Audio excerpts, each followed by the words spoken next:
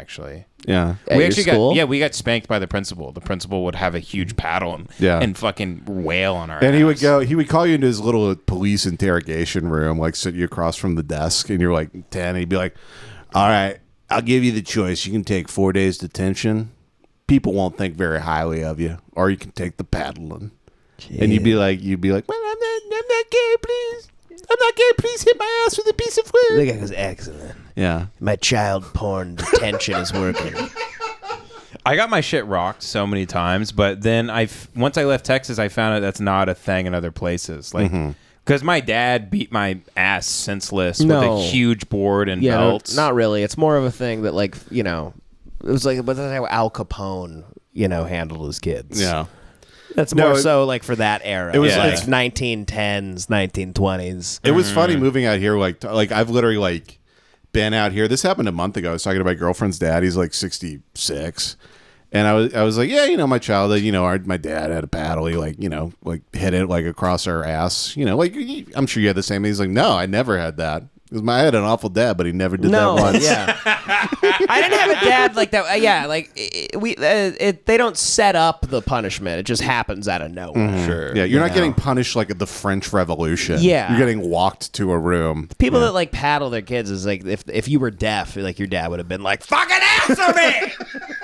Snapping at you at the dinner table. Throwing crackers at you. Yeah. Look at he's a fucking idiot. Like, I hit him with the soda crack. Couldn't even hear it coming. Fucking moron. He can't even duck. How's he ever going to fight in a war, damn it? He learned sign language to abuse you verbally. Yeah. He only learns faggot and sign language. And blood. He can do the blood.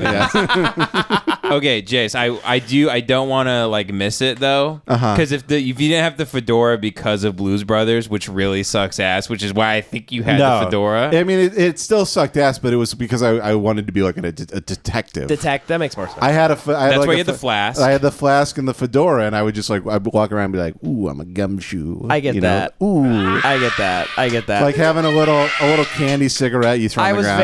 I was embarrassing like that too. I was embarrassing like that, but I had images of like wanting to impress black people when I was a little kid. Yeah. And it's what I did when I was 22. This is serious, and I've never admitted this before. This is really crazy of me. But in my mind. Ooh, this is juicy. Because I went to like Memphis with my parents and stuff, and like blues and all that shit. And I love, you know, I love basketball and everything. And I was always like nervous around black people, but like I you know, I wanted them to like me. And I always thought like as a kid, like if black people ever like fuck with me, I would just like talk black, but in my version of it as like a 9-year-old or 10-year-old would just be like, man, motherfucker, what the fuck you talking about? Like I thought that's what I would do. Like if I was around a bunch of black kids. You had a plan just in case. I was on Beale Street one time and these black guys were like jumping over their whole family and shit. Like it was one of those, like all the kids, and they were just like doing backflips over it, and everyone was like clapping and shit, and they brought me into it. And I remember in my mind, like if they ever like tested me, I would just be like, man, shit, motherfucker, I don't know what you want. Like, I was like 11 years old, like thinking about talking that way. Right. Oh my God. Like they were going to go like, oh shit, he cool. And they'd be like, oh shit, man, you wild as hell. You wild as hell. Let me in. Yeah. Let's let him say it.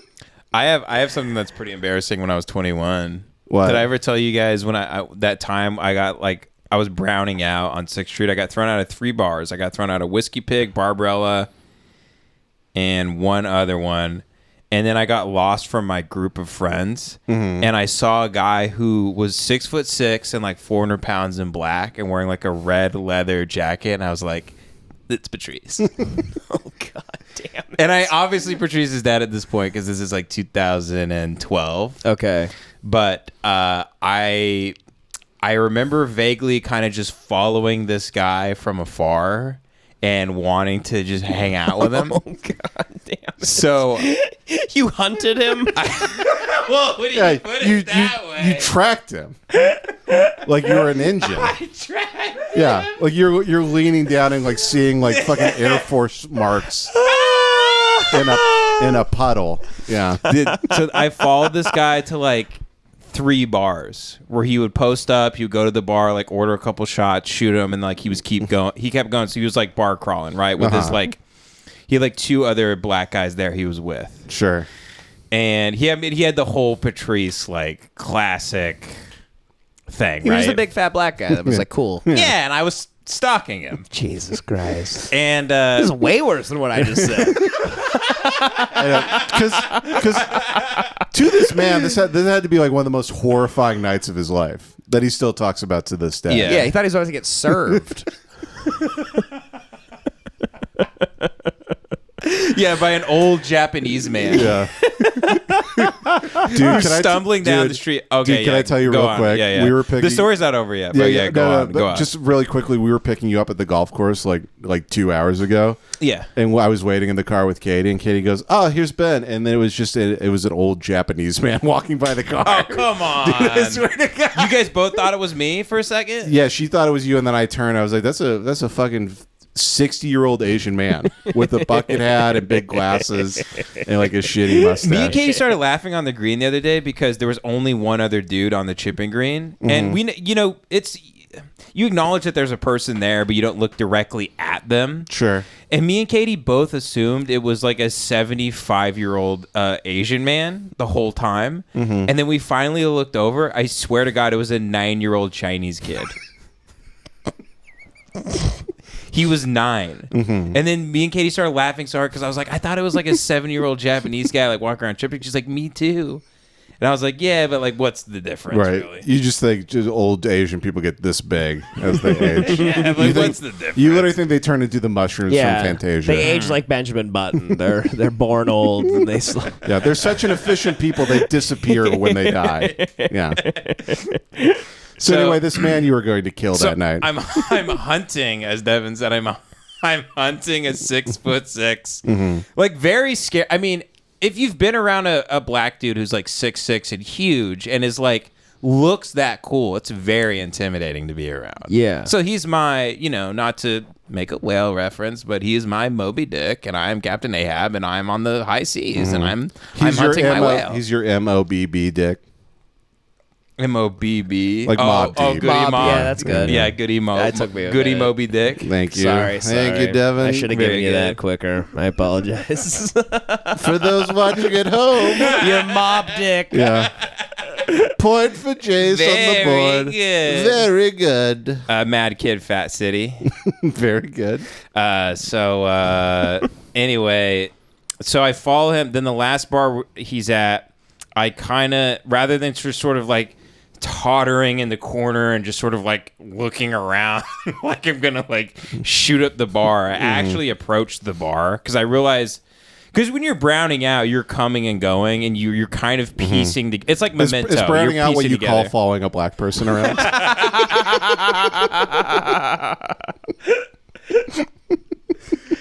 Oh, shit. Sorry. You're browning out. So- You're picking out No, that's what pieces. it's called when you get the Daily Show. Oh, fuck. I'm trying to remember what he said to me, but I go up to the bar and they're ordering, and I'm doing my classic thing where I have no grace or like real social etiquette at all, even though I probably think look normal, kind of. Yeah. I'm staring at him. I'm probably a foot from him. I think I'm at the end of the bar, kind of looking down vaguely. I'm probably staring into the side of his temple for all I know. And he looks at me and he goes, "You been following us?" Wow. And I go, yeah. I mean, I was at like. You said yeah. I immediately got to I've it. been following you. Because I went, like, they're jumping from bar to bar, like, every 10 minutes, taking shots and then going to a different place. They were trying to get away from you. And then they obviously keep seeing a guy, because at the time, you remember the 3-year span where I only wore red pants? Yeah. So, like, and I had, like, a mustache and Warby Parker glasses, and I was just drunk all the time. Yeah. So, like, I'm hard to miss. I'm also very tall. You're very tall, and you are walking like a 95-year-old Chinese man. You're not trying gonna miss to dance. me. Yeah, You're not gonna miss me. So he asked me if I'm fall. After I'm by the way, I'm literally staring, and he looks at me like kind of like sidelong and asked me that. And I was like, yeah, I was like at the last like places you guys are at, but like honestly, I'll be honest, dude. I swear to God, this is what I said. This isn't a Bert Kreischer, I swear to God. This is literally like what I said. I said, I've been following you guys because like I just think you're like really cool, man. And like, I was thinking that maybe I could like maybe naturally like hit it off with you guys, and we could like have a whole night together, and we could like go from bar to bar and all this shit. And he looked down at his buddies. I remember he looked down at his buddies, and they were like looking up at him because he's like the alpha. And he looked over at me, and he grabbed me like this, like on the neck, and he goes, "You rolling with us tonight, white boy." Really? Yes. He was cool about it. Yeah, that's but awesome. this is where the story takes a turn. So okay. You lost. All right. You lost your wallet. No. So then we go to like all these places, and he's actually buying everything. He's buying me tons of shots and all this shit. I eventually basically black out. I remember eventually one of my friends finding me and pulling out of this place. Me and him were like dancing together on dance floors and stuff. I was cooking like Lil B. They loved all of it, right? Wow. I get home the next day and I have his he has my thing on Facebook Messenger, and he's messaging me, and he was like, "Yeah, let's stay in touch and all this shit." I put the pieces together later. He's like he was the biggest loser like on planet Earth. He had like no job. He had nothing going for him. He was like always trying to network with people. He was like putting everything on credit. Right. My relationship with him, because I used to message him back and forth. My relationship turned into him. He's like, he would call me like on Facebook Messenger and shit, or video chat or whatever, and I would never pick up. And then he would message me and be like, "Yo, buy me Domino's right now. I'm right here." And he would do this like once a week, where he's like, "Man, I don't have any money. Like, I need Domino's. Yeah, he like, get me started doing Domino's those, now." like I'm gonna fucking use this Yeah. little weasel, this white weasel that followed me. Yeah. This insane person. That Yeah, and I kind of like looked at I sort of like looked at his life on Facebook. I'm like, oh, this guy's like a huge loser who has like one outfit, and he goes out to the bars and like that's like he's trying to impress people like me. It's honestly. like a stalker realizing the woman he's trying to like rape and capture is like a loser, and he's like, oh, I don't want to like. I'm not trying to stalk you anymore. No, and I just want to be like I was probably with him. I'm like, here, sit on this stool and like kind of lean and go. I